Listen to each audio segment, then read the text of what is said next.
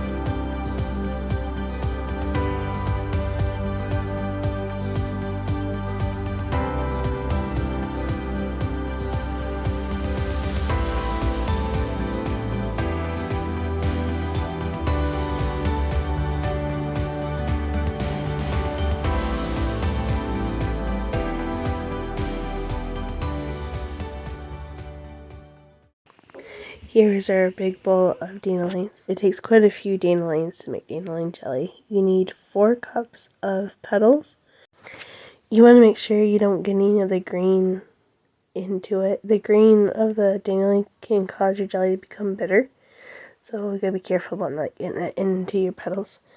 And the easiest way I found doing this is to take my thumb and kind of scrape out the petals from inside.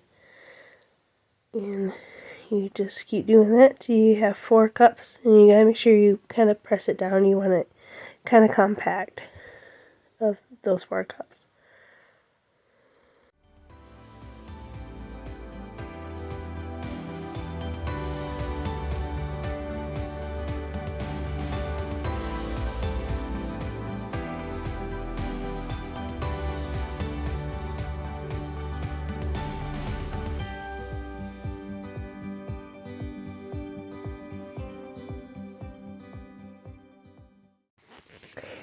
Here is our 4 cups right here, as you can see. And here are all the stems and the green parts. Alright, now we're going to put our dandelion petals into a large jar. And we'll be pouring 5 cups of hot water, boiling water, over our 4 cups of petals, and basically making a dandelion tea. Okay, so again, we've got 4 cups of the petals in here. I'm boiling some water, and we're going to put 5 cups of boiling water into the jar and let that make a tea. So that's what we're waiting on.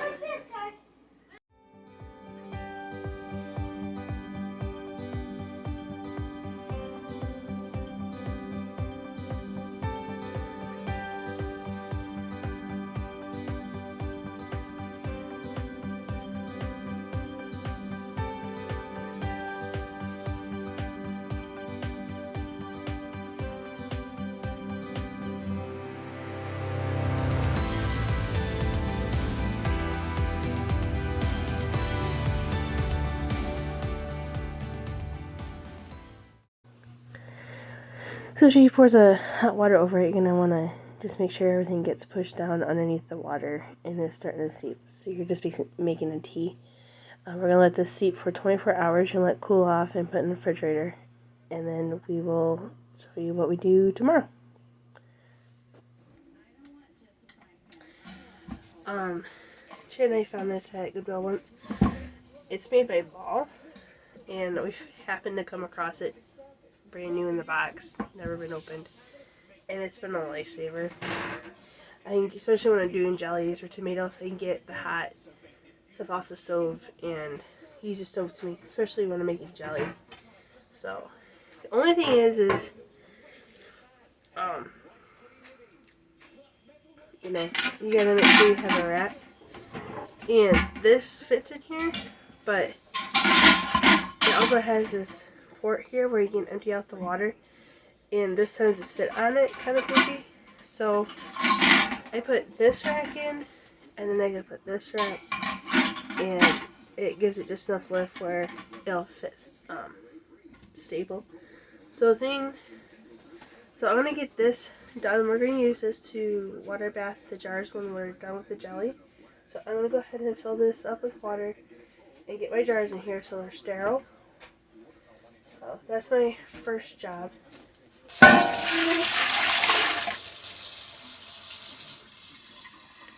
Now with this, you can't turn it on until you got some water in it. There's a minimum fill, otherwise you could burn it up. So you gotta make sure you got water in it when you get started.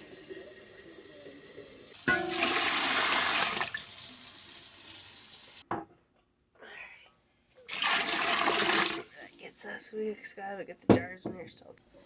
Okay, so you want to make sure your jars are clean, that there's no cracks or chips, and the most important thing is making sure this lip has no chips on it. This needs to be smooth. Now I'm going to be keeping my jelly in these 8-ounce and 4-ounce jars. You want to make sure they're super clean and hot before you put the jam in them. So I've already washed my jars, and I'm going to be filling them with water and putting them in here and heating the water up while I make my jam.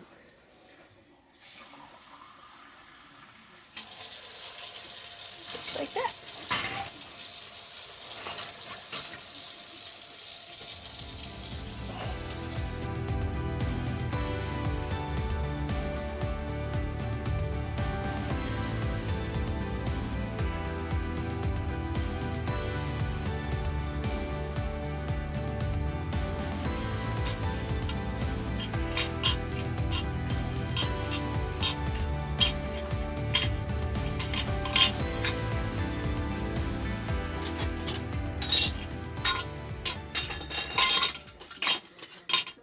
Okay, so when it comes to your rings, you want to make sure that there's not a lot of rust through here, and make sure this isn't dented or smushed or anything.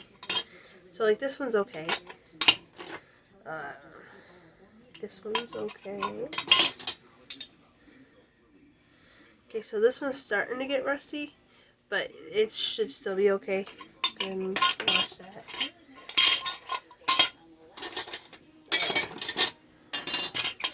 The thing with rings too, like the only time you need them is when you're canning them. Once they're sealed, you take the rings off. You don't keep the rings on them while you're in storage.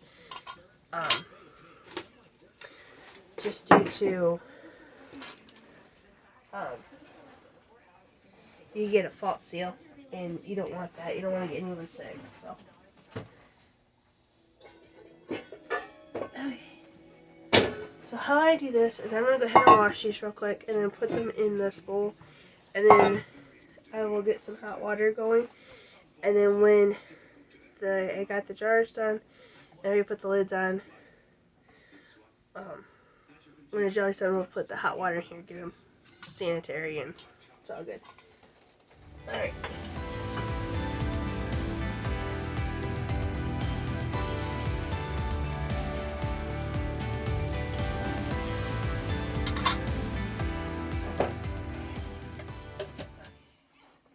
Water's on, so we'll set that aside. Now it's time to get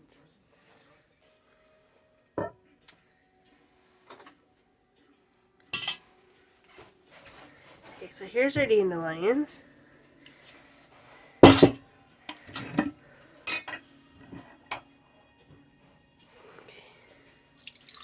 Pour the container.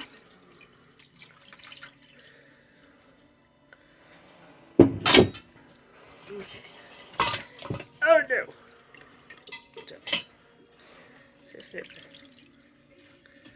Squeeze all the water out of that.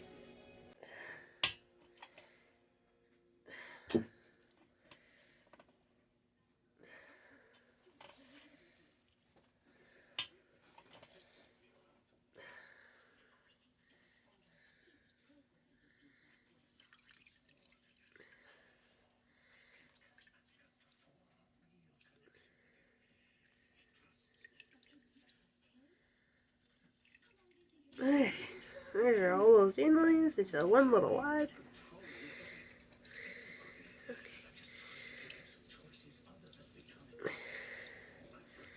Okay.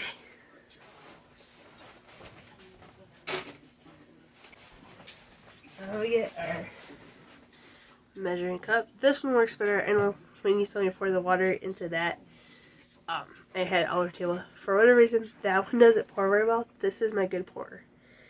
So I'm gonna go ahead and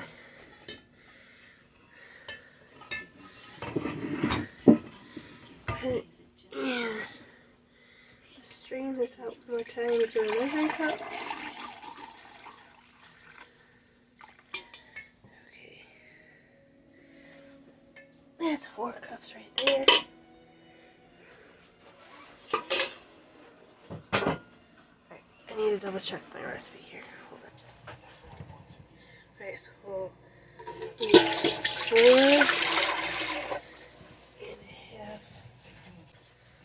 Alright.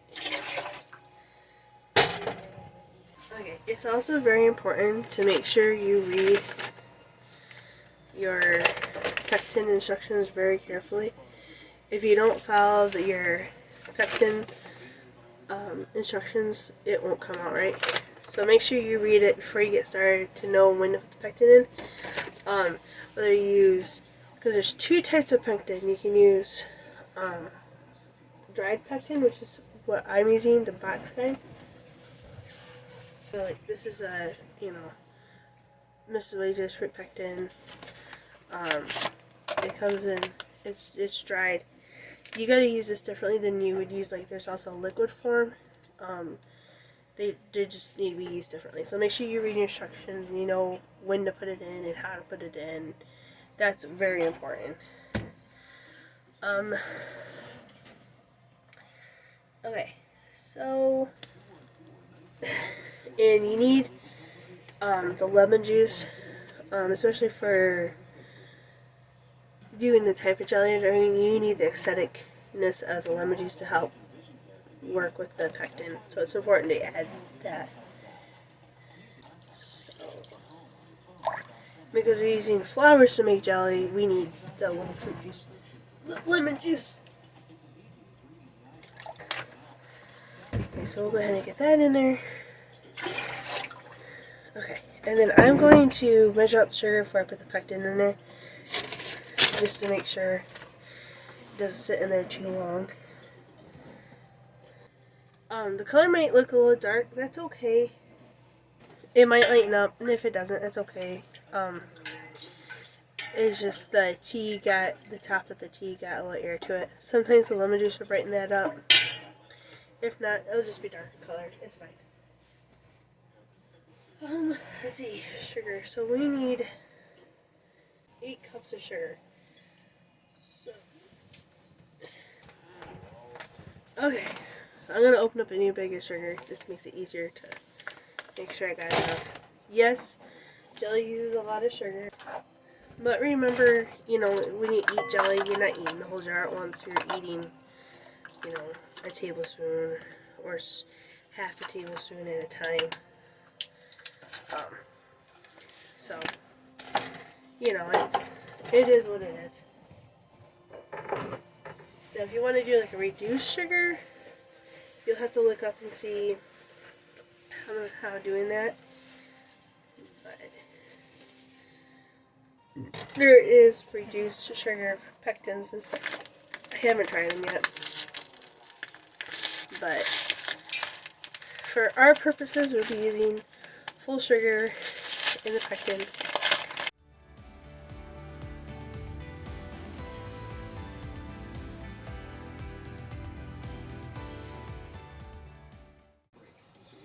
Great.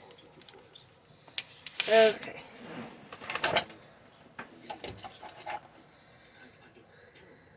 Alright. So there's your sugar. Now, when it comes to boil, that's when you stir it in, and you have to bring it to a boil a second time. So, we'll get you back over here. Okay, so now I'm going to go ahead and add our pectin. Let's stir that in.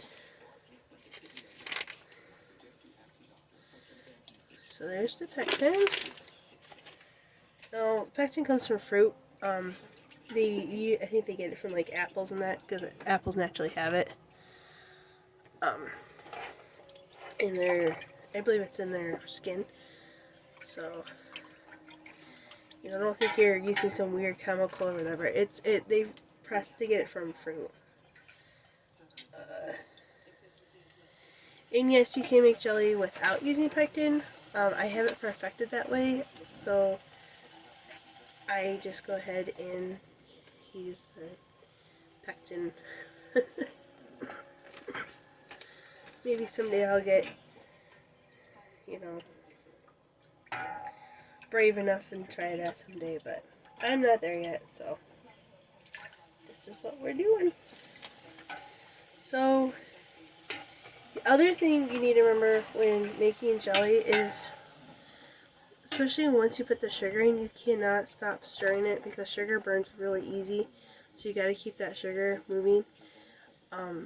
And when they talk about a boil, they're talking about like a boil that you can't stir down. So like if it starts boiling, you stir it around and it stops. It's not hot enough. It needs to still be boiling when you're stirring it around. So we're starting to heat it up and just getting that pectin mixed in there. That's all we're doing right now.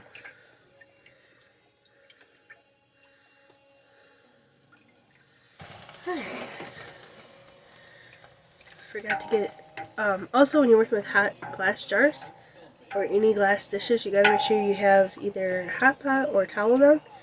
You don't want to put that hot glass on a cold counter, they will break. So I just went and put my towel down on my counter, so when we're ready to do that part, we have a working surface. So as you can see, the pectin's dissolving pretty good. Starting to heat up.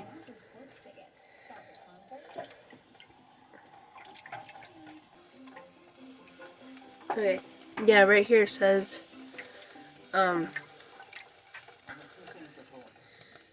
do not overcook pectin, where it could break it down and it won't allow the jelly to gel correctly. So, and then it has to do with, so you're going to bring this to a boil, and you add your sugar real quick. Once that sugar comes to a boil, you cook it for, where you can't stir it down, you cook it for 1 minute, then you take it off your heat. Then you ladle it into your jars. And then you make sure your jars are clean, and put the lids and stuff on, and then you water bath it. You take them out, and you let them cool off. And that's pretty much it.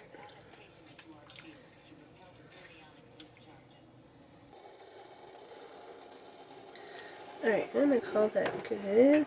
And we're going to go ahead and pour the sugar in all at once, like so. And we're going to stir that in.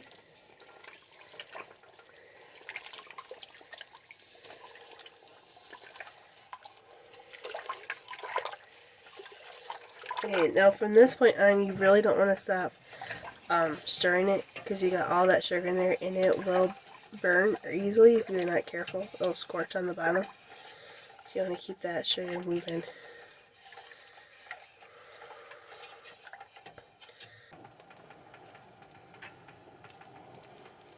Alright, I'm going to start our timer for 1 minute.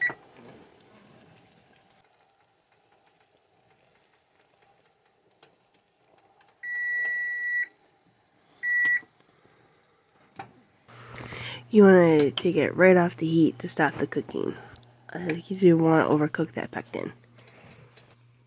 And then now you're going to get your jars out of the hot water bath. They're nice and warm.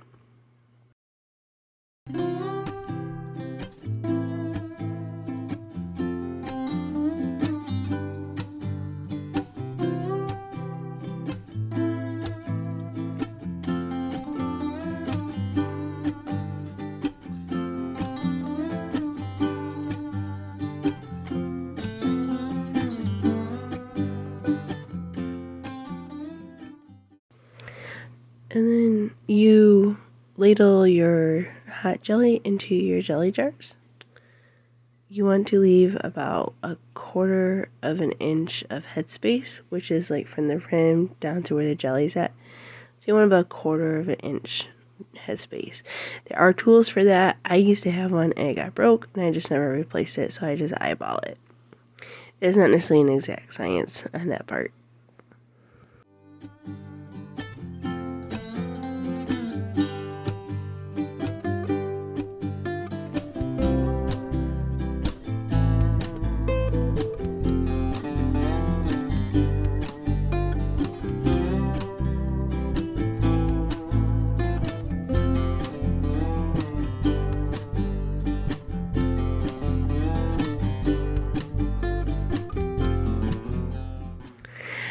As you can see, I kind of misjudged how many jars I needed, so I had to grab a few more jars to fit it all in.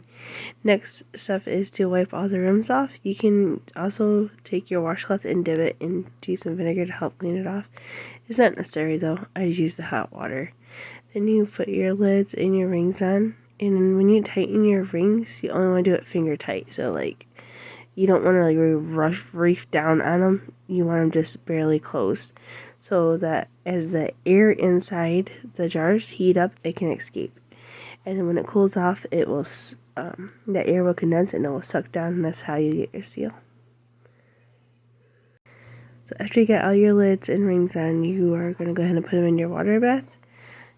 You want to make sure there's at least 1 inch to 2 inches of water on top of the lids, so completely submerged. You water bath your jelly jars for 5 minutes. You will need to adjust that depending on your altitude. If you're above 1,000 feet from sea level, you'll need to add more time. If you look at your pectin box instructions, it will give you the information you'll need on that.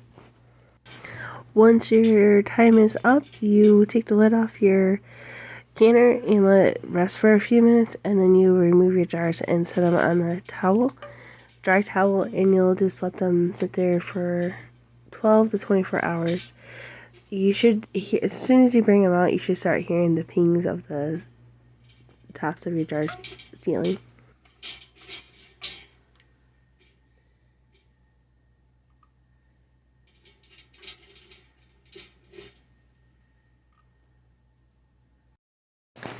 And here is the final product.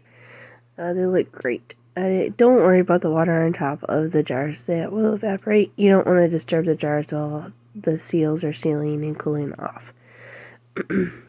So we will let them sit overnight, and we'll check and see how well they gelled in the morning. You want to let them sit for, a good 12 to 24 hours. Alright, so here's our jelly the next day. So they're all sealed. And then you just take the rings off.